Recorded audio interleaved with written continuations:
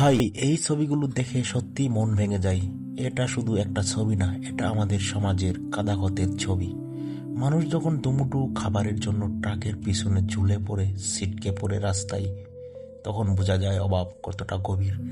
একজন নারী মাটিতে পড়ে গেছে আর অন্যরা তবু ছুটছে ট্রাকের পিছনে খাবারের জন্য। সত্যি এই দৃশ্য দেখে আমাদের চোখ ভিজে আসে। এটা কোনো সিনেমা না, এটা বাস্তব। বাংলাদেশের অনেক জায়গায় অনেক অঞ্চলে এই দৃশ্যগুলি দেখা যায়। তবে কি আমরা এসব দৃশ্য দেখে চুপ করে থাকব?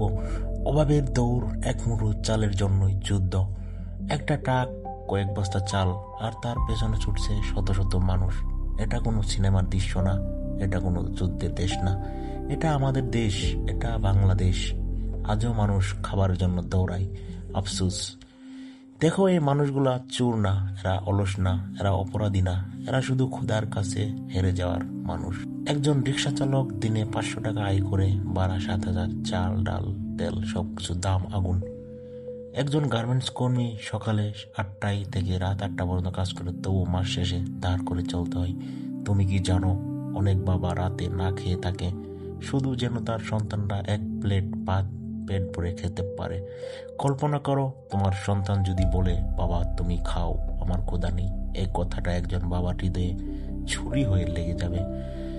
আমরা ফেসবুকে স্ক্রল করি, লাইক দেই, কমেন্ট করি, দুঃখজনক। কিন্তু এই মানুষগুলার কষ্টকে আমরা একবারও গভীরভাবে ভেবে দেখেছি? তারা রোদে পড়ে বৃষ্টিতে ভিজে কাজ করে, তবু কেন তাদের জীবন বদলায় না? এটার সমস্যা হলো মূল্যবৃদ্ধি, চাকরি সংকট, বেকার, অব্যবস্থাপনা। সব মিলিয়ে মানুষ আজ খাবারের জন্য পড়ে পড়ে রাস্তায় অনাহারে রয়েছে। এটা শুধু অভাব না, এটা আমাদের সিস্টেমের আয়না, বাংলাদেশের দুর্নীতি আয়না। কিন্তু গল্প এখানেই শেষ নয়। আমরা যদি এক হই, প্রতি মাসে একটা পরিবারকে সাহায্য করি, একজন শিশুর পড়াশোনা চালাই, তাহলে হয়তো এই দৌড় একদিন থামবে। অভাবের জন্য মানুষকে আর ট্রাকের পিছনে ঝুলতে হবে না, কোনো মা রাস্তায় পড়ে থাকবে না। আমরা যদি মানুষ হই, মানবতা জিতবেই।